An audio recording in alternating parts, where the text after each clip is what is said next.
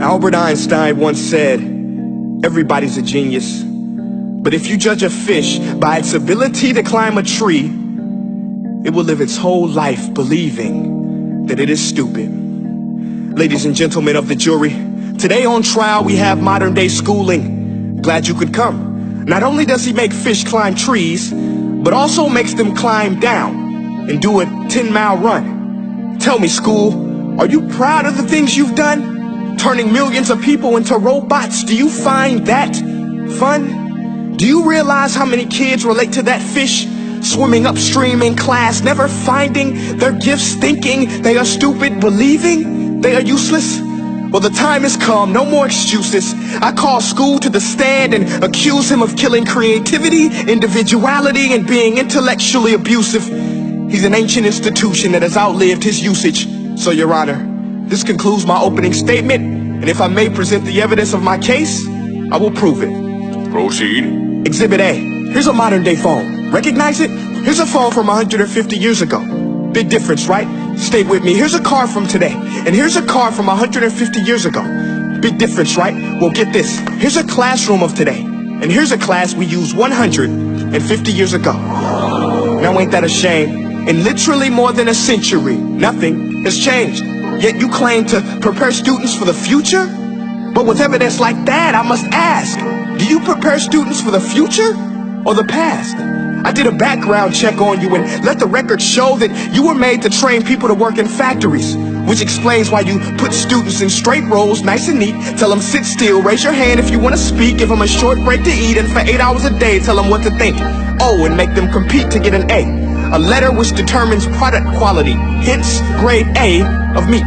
I get it. Back then, times were different. We all have a past. I myself am no Gandhi. But today, we don't need to make robot zombies. The world has progressed. And now we need people who think creatively, innovatively, critically, independently, with the ability to connect. See, every scientist will tell you that no two brains are the same. And every parent with 2 or more children will confirm that claim.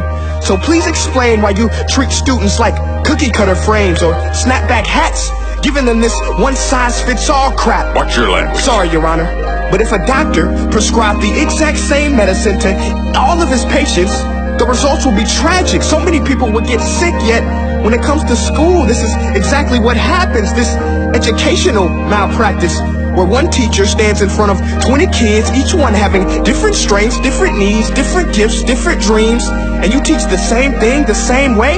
That's horrific.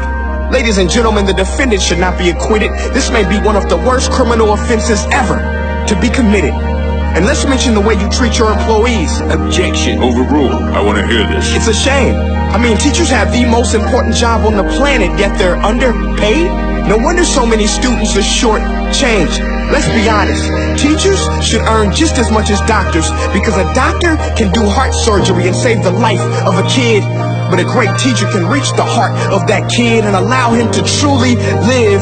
See, teachers are heroes that often get blamed, but they're not the problem. They work in a system without many options or rights. Curriculums are created by policymakers, most of which have never taught a day in their life. Just obsessed with standardized tests. They think bubbling in a multiple choice question will determine success. That's outlandish. In fact, these tests are too cruel to be used and should be abandoned, but don't take my word for it. Take Frederick J. Kelly, the man who invented standardized testing, who said, and I quote, "These tests are too cruel to be used and should be abandoned." Ladies and gentlemen of the jury, if we continue down this road, the results will be lethal. I don't have much faith in school, but I do have faith in people. And if we can customize healthcare, cars, and Facebook pages, then it is our duty to do the same for education, to upgrade and change and do away with school spirit, because that's useless. Unless we're working to bring the spirit out of each and every student, give every gift an equal chance. I know this sounds like a dream, but countries like Finland are doing impressive things. They have shorter school days, teachers make a decent wage, homework is non-existent, and they focus on collaboration instead of competition. But here's the kicker, boys and girls. Their educational system outperforms every other country in the world. Other places like Singapore are succeeding rapidly. Schools like Montessori, programs like Khan Academy, there is no single solution. But let's get moving, because while students may be 20% of our population, they are 100% of our future. So let's attend to their dreams, and there's no telling what we can achieve. This is a world in which I believe, a world where fish are no longer forced to climb trees. I'll rest my case.